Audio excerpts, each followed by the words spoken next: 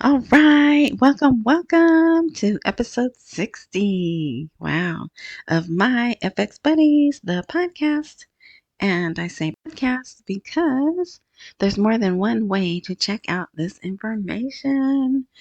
But as I always say, the best place to get the info is to go to the blog, which is at myfxbuddies.blogspot.com. And I know that's a lot to type in, so wherever you are watching or listening to this, look for a more info, intro, description, something of that nature button. Click it, swipe it, whatever. Another box opens and it'll have a link directly to the blog. Now, there's a lot of articles. This is covering 2 days. Saturday, there wasn't really a whole lot of news, so I didn't post because, I don't like wasting time, your time, or my time. And then, of course, today, Sunday, they come out with a lot of news. But so all the articles are there. But again, as usual, I'm not going to cover all the articles because I like to keep these posts to 30 minutes. And I'll go through what I like in the articles, but what I like may not be what's most important to you, right? Okay, so that's the reason it's free. You don't have to even put your email in. You just click the link to the blog and you go there and you get what we're looking at right now if you're looking at it. And I admit this is ugly. This is a very ugly blog, but you know what? I know how to work with it. So that's what we got. And I'm not a professional, right? Okay, so let's go.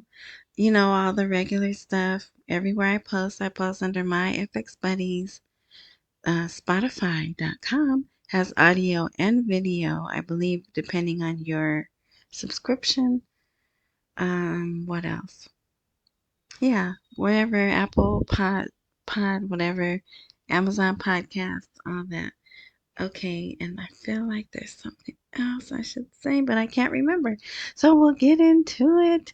So I promise you, I did not make this up. You see the title, right?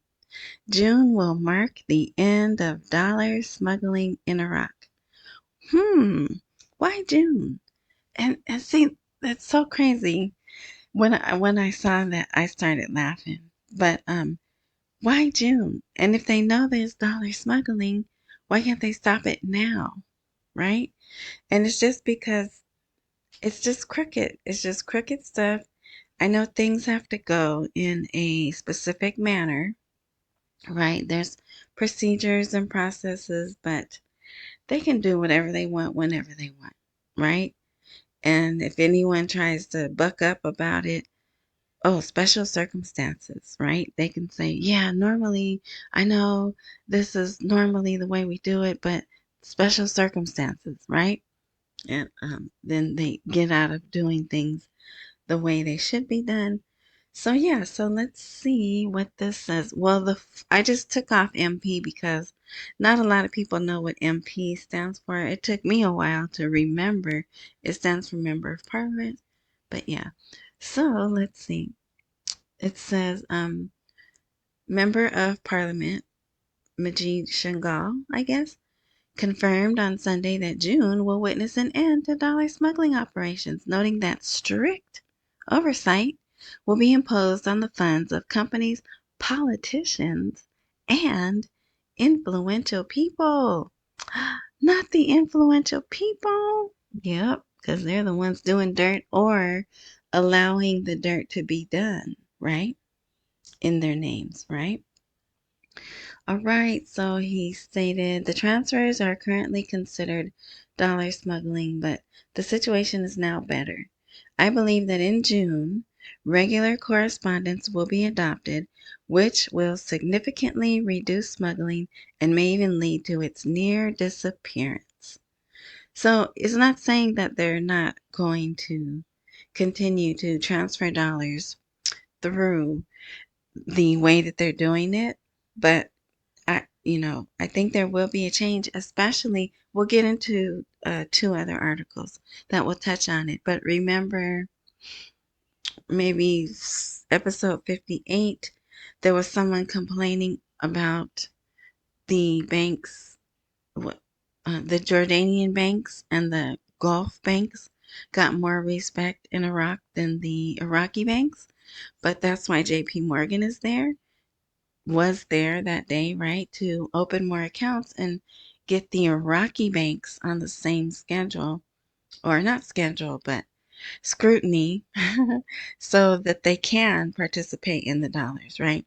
So I'm not going to read this whole thing, but this next paragraph, he says, some type of oversight will be imposed on the payment system in Iraq, including knowing who paid, how they paid, and where the money was spent. Ooh. These processes will be automated to ensure transparency and track expenditures.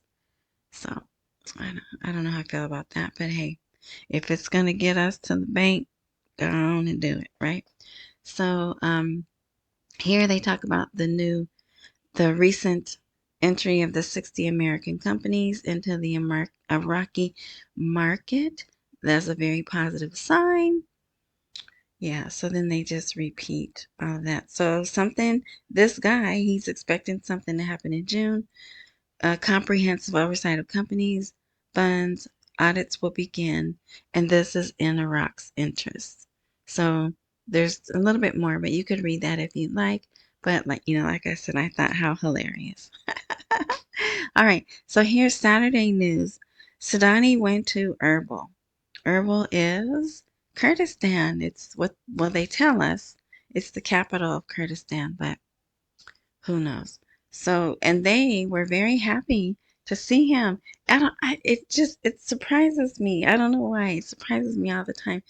It wasn't the full on like official there. I think there was a red carpet, but it wasn't a whole bunch of people and the military band wasn't there, but they still have like a line of people there to greet him and shake his hand, and they're all just beaming when they see him. It's interesting. And then also, and these are not, I wasn't able to group them in order like I normally do, so forgive me. It's going to hop around, but so that even better, if you watch the video and follow on the blog, you won't be so lost. All right. Now, so most of the news was Saturday, the talks, right? The talks in Muscat. And they happened. They went well. Look at him. He is cool looking. I like well, that's a different, they have I don't know who he is or his name. It's there in the articles, but he is the Omani person, the mediator, right? And then this guy here is foreign minister in Iran, I believe. I'm not going to remember his name. I just will remember his face. Yeah, foreign minister Arakchi. And there's the Omani. Oh, he's the foreign minister. All right, yeah. So everything seems to have gone well.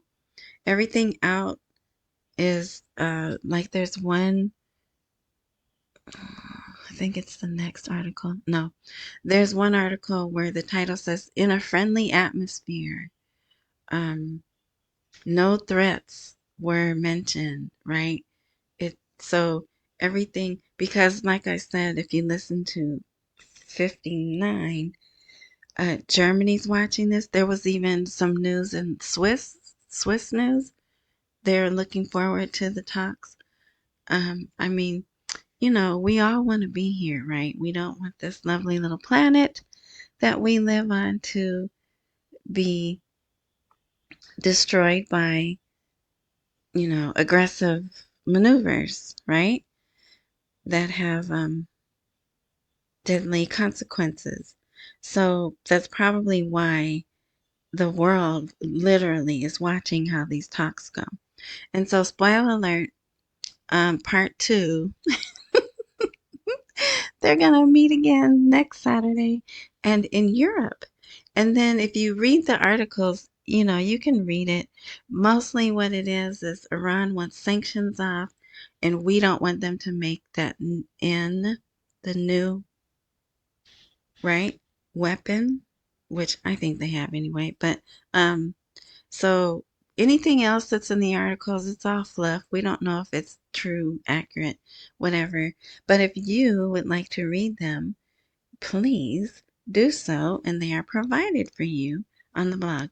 So in one of the articles, it says they were in the same building, but they weren't even in the same room. So how crazy is that? But I guess, when there's, I, I don't know if the word is hatred, but I know distrust and I can't think, I don't know the words to put there, but at least they got together and spoke, right? I guess it's too much to ask that it be in the same room, right? But yeah, so Saturday will be part 2. So we wait. Okay, this was interesting. With participation of 1,200 local and foreign companies, the Babylon Business and Investment Forum kicked off. And it did. And they say all the great things. Um, Important people were there.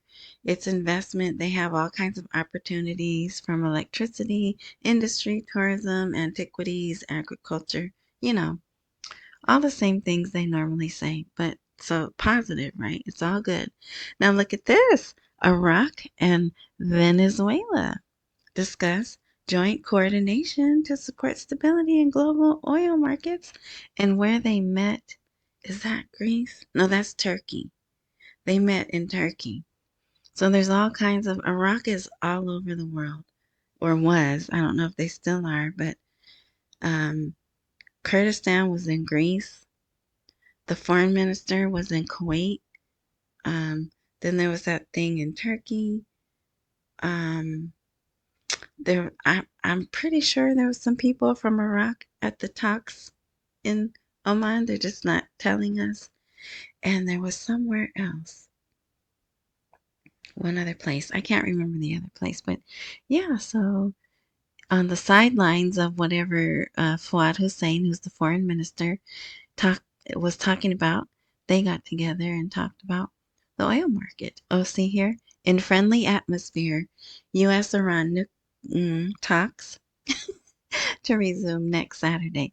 Look at, I like that head. I would wear that. I would wear that head wrap. But anyway, so he even tweeted about it, and he's proud at how the whole thing went, and so you could read all of that. And then we had our, oh, look, I did group this together. Look at that. What is up with that? Anyway, the White House describes the talks with Iran as positive and constructive. See, so it took a while for our comments to get out, but they did. All right, and I didn't post that article, but the picture, which I hope I can make it the thumbnail. It's of our president and Khomeini. Um, because our president is like, I still want to meet Khomeini. I'm like, I don't think he wants to meet you. But anyway, so yeah, so then that's just showing that after Sudani spent the day, or maybe a few hours, maybe half the day, I'm not sure, in Erbil, he did go back to Baghdad. All right, here's my one commercial. Buy me a coffee. That will be a link on the live blog. That's the QR code. Thank you for all the support in the different ways that there are to support my FX buddies. All right, so now these are the articles for today. And like I said, there's quite a few of them. Here's so the second day of that National Investment Commission, but they seem to have a special segment to talk about. Look how creepy her eyes look, right, in that picture. But anyway, you guys don't care about that. She does have, they almost look like there's no color to them.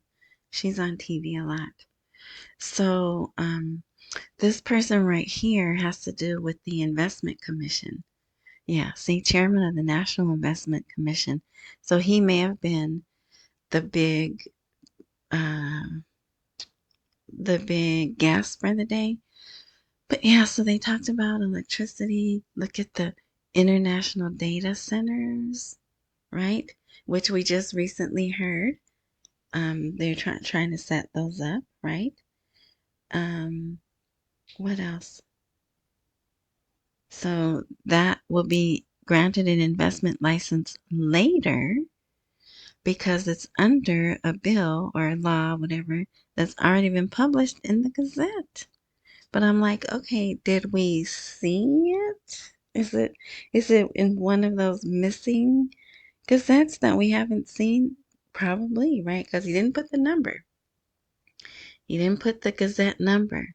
Just said that this law is in the Gazette, but they're going to issue the license later.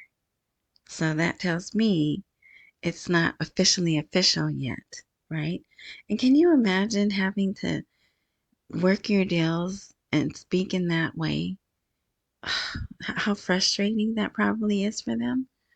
All right, but um, so he goes on to say there's lots of projects. They've been approved by the prime minister, but they're waiting, and with sister and friendly countries. Yeah. All right. Next article is this. Just Mohammed Saleh again telling the people, don't worry, your salaries are secure. All right, now this is, I think this is a question and answer. Yes, this was very interesting. Um, in my opinion, I know not everyone's going to read it, and it goes back to when they were having the currency auctions, but it explains more about how much money Iraq has lost, how much dollar money, right? To the National Bank of Iraq. It even tells in here that that bank is mostly owned by Jordan, but we knew that. Well, I mean, if you've listened and paid attention, we knew that. Um, so the title of this article is Iraq is banned from its dollar. From the hands of the Federal Reserve, it goes into the pockets of Jordanian banks. So remember, Iraq's oil money, it comes here first, right? To the Federal Reserve account in the New York Fed.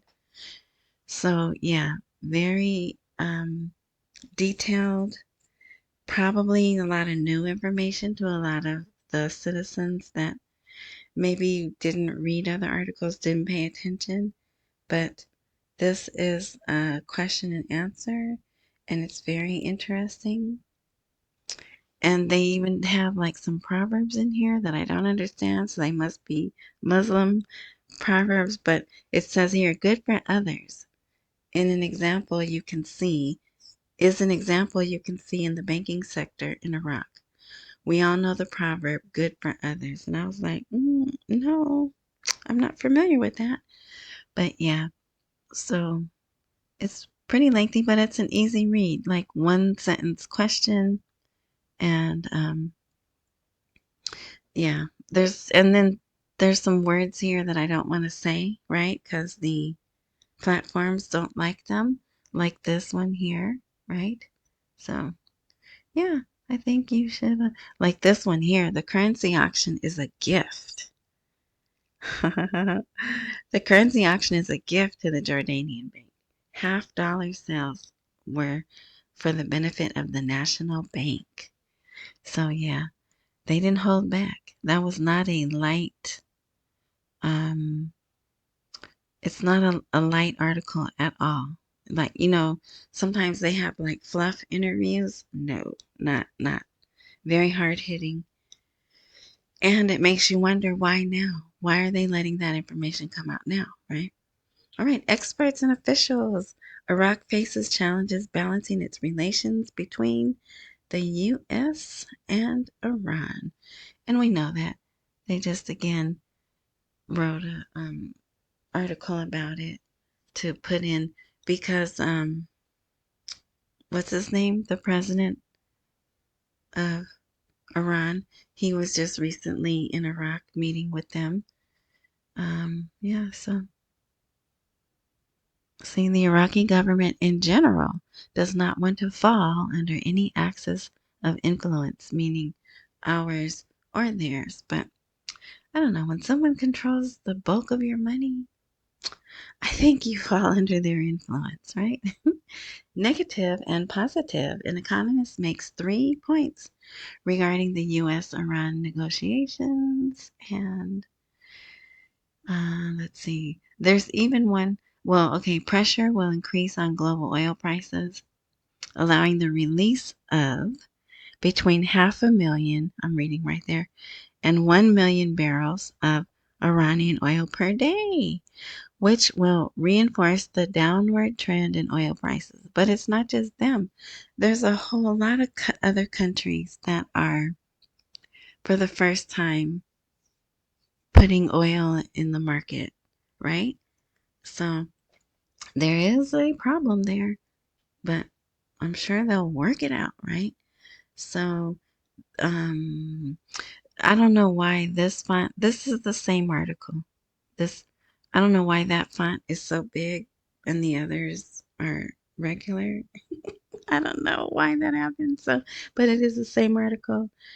Um, it says the agreement will have positive repercussions on the energy sector, particularly with regard to Iraq's import of Iranian electricity and gas, due to the possibility of transferring dollars to Iran through the banking system. So it seems if the sanctions get removed, they'll be working in dollars again, right? Possibly, possibly. This was a good article too. An economist proposes a way to transform Iraq into an active regional player. Now, because we already know they're a regional player, right? The just recently some other country, what was the word? Inclusive in I can't remember the word, but there's a specific wording I think they're going to use when they officially bring Iraq back into the global picture. Ah, oh well, I can't remember.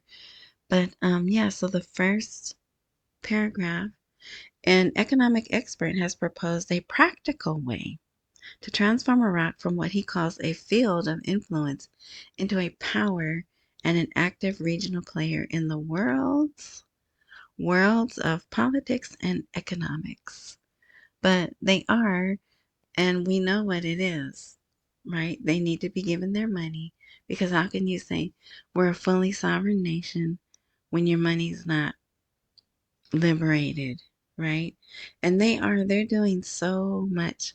So over the weekend, they did run that show, because it's not a commercial. It's too long to be a commercial. It is about 15 minutes where they do the history of the credit cards, which I think that's on the blog post, 2 blog posts ago.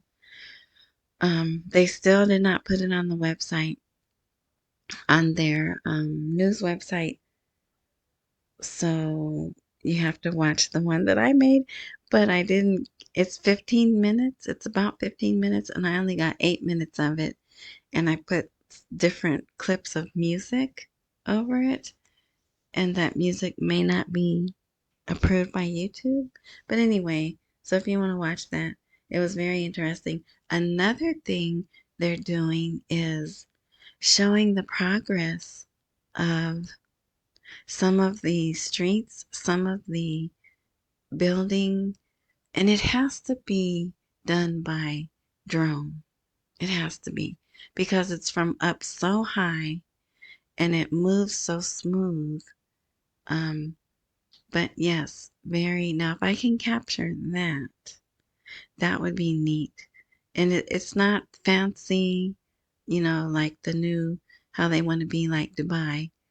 Um, but just rebuilding the classic neighborhoods that I guess were, torn apart during their liberation. Um, and it's funny now they show the pictures with like buggies, all those little tuk tuk things that are in black and white, and then now there's cars there. Very interesting. Even though I'm sure they had cars, um, but I don't know. Yeah, anyway, just a little insight there. Okay, let's see. Okay, so this was good. I mean, and years ago we would be so excited about this, right? The World Bank says to Sudani, we're ready to finance projects in Iraq. And I think they said that last week too, right? So here, but so this must be a different group of people, and the emphasis on this, actually it is this guy. Um, I think it's him right here. I think that's him. He is I don't know how to say his name. Usman, Usman Dion. I can say Dion, but he's the World Bank's vice president for Middle East and North Africa. So he was not there during the last meeting. He's there now, right?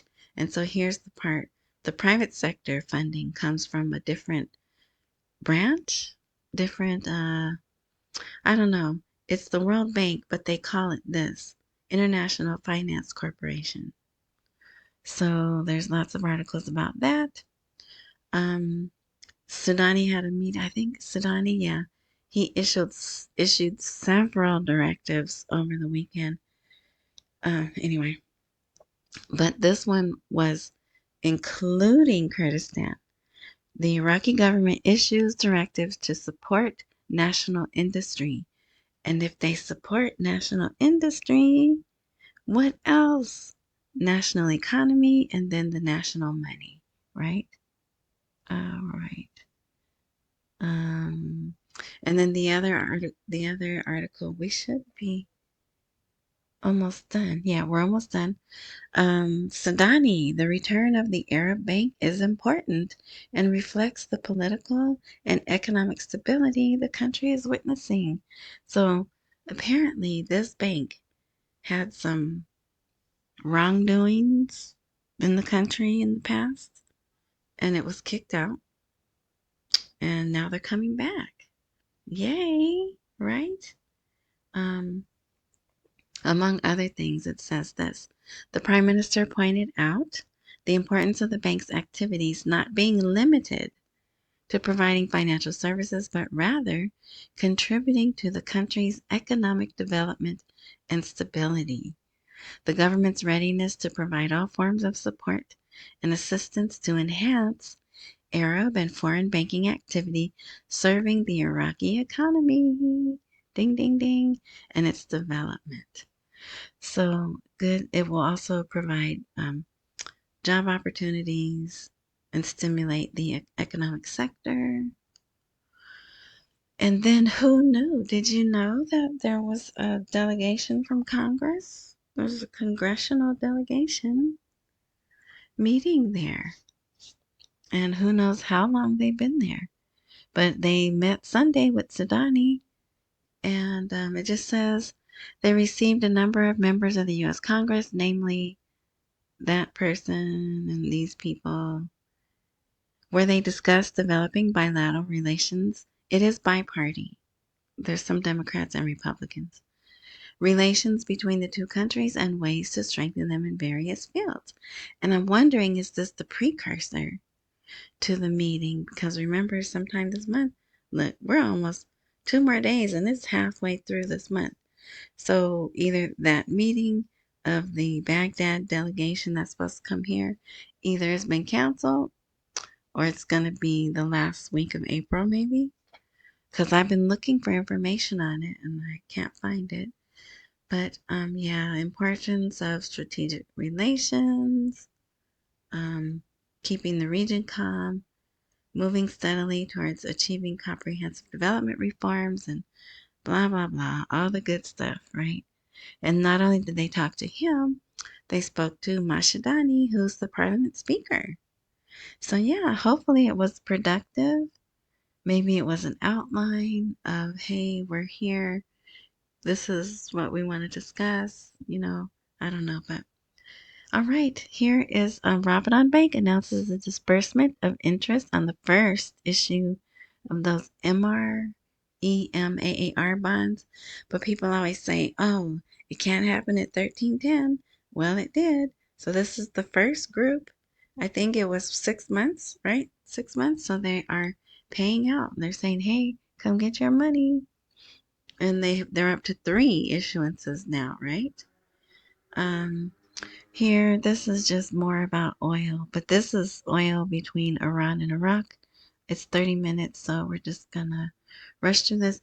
Very interesting thing to think about. We didn't hear anything about the Turkish Kurdish pipeline, but Turkey's like, hey, I have an idea. Let's start a new pipeline from Basra through our country. I'm like, what? How about you get the one that you guys are missing $20 billion worth of money? How about you get that one flowing first? But I don't know. Maybe it's not Turkey holding it up, right? But yeah. So I thought that was interesting. um, let's see. This we should be done. Oh, here. This article is interesting. An economist, excuse me, explains the reasons for the high cost of living in Iraq, and mostly it is fluctuations in the dollar exchange rate because of speculation, but also electricity because a lot of them have generators. So when the electricity kicks out, the generators kick in, and that is a market where they rip people off. They have a spread rather than just have one flat rate. They have a spread of costs for that. So yeah, and weakness of local production and inability to provide goods and food locally. Yeah, so, and no, they didn't provide any solutions. Okay, oh, this, just to let you know, Maliki did get voted back the head of his party, and look who's here to congratulate him, the Russian ambassador. But I just put that in there because some people like to hear about Maliki, and that's the only place that I saw that in writing, that he's won the presidency of his party on his reelection as party leader on Sunday. All right, so that's it. So we'll see what this week brings. Um, I, well, my timeline is June, but since the talks are going to have a second part, I don't see anything happening this week. Hopefully, I'm wrong, but that's just my thoughts.